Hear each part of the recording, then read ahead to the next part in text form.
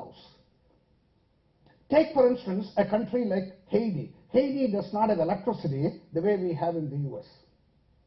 That means once the sun sets, the country goes dark. We cannot even imagine living like that in the US. 50% of our life in pitch darkness. That means a kid in Haiti cannot do homework once the sun goes down. My challenge to the designers is, why can't you design a $300 house and find some renewable low-cost energy, thereby deliver more education in that house? Why can't we do more with less? By the way, ultra low-cost housing is not a new topic. This has been talked about for decades. But there is a fundamental difference between the way others talked about ultra low-cost housing and the way I argued. People always think ultra low-cost housing for the poor is a question of charity. It's something governments should do and give it free to the poor. My point is, charity is not scalable.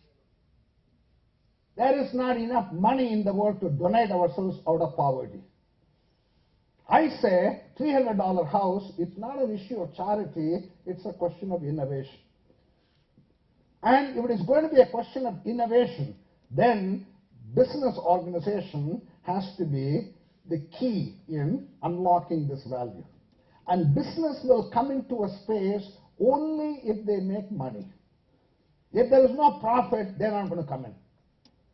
And my argument is, if you can make a profit with $3,000 open heart surgery, $500 ECG machine, $30 artificial leg, there is plenty of profit opportunities in a $300 house.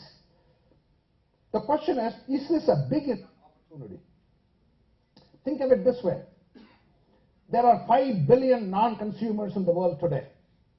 And let's say, just to make the calculation simple, the family size is 5 members. That means you need 1 billion homes. And again, you can do the mental math. 1 billion homes times $300 a house, that's a $300 billion opportunity. Nobody can laugh at that number. In fact, when I wrote this article, I was also sending a letter to the CEO of Apple. Today, Apple does not sell the iPhone to 5 billion non-consumers. It's too expensive. So I sent a letter to Apple CEO and said, why don't you innovate a $10 nano iPhone? Then I got 5 billion consumers for you. Even Apple can't laugh at $50 billion sales revenue. In fact, when I wrote the $300 house in Harvard Business Review, I actually allocated a $10 budget out of the $300 for a nano iPhone. But this is not luxury. I said, why can't we have digital connectivity, thereby deliver more education to the poor through e-learning, more banking to the poor through mobile banking, more healthcare to the poor through telemedicine? Why can't we do more with less? But in academics, we only write articles. We don't do anything. We don't actually do anything. We just keep writing articles. As the saying goes, if you can, you do. If you can't, you write, you teach. I can't, so I teach. But this particular article got so much traction. Harvard Business Review came to me and said, for a change, VG, why don't you do something? So I said, let me see how far I can push this.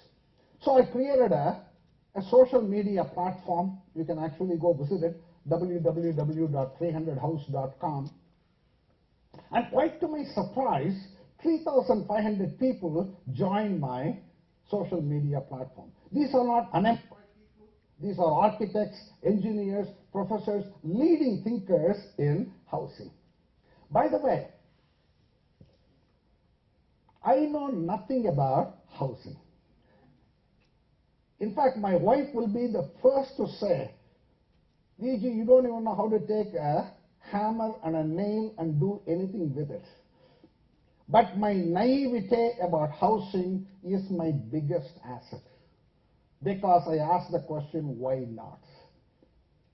In fact, in reverse innovation, you should cast aside all your assumptions. Don't start with the assumption about how we do the $20,000 ECG machine. Forget about that. Don't start with the $150,000 open heart surgery and see how you can scale it down to $3,000. It's not going to work. Don't start with the assumption a house has to cost $300,000 and then try to scale it down to $300. It's not going to work. Let's assume we landed on Mars. We know nothing about nothing. Let's just create everything. So once I created the social media platform and so many people joined, it's truly open innovation, so you can actually go see all the intellectual capital website. The energy was so high, I decided to create a global design competition. And there were so many interesting design concepts that were submitted.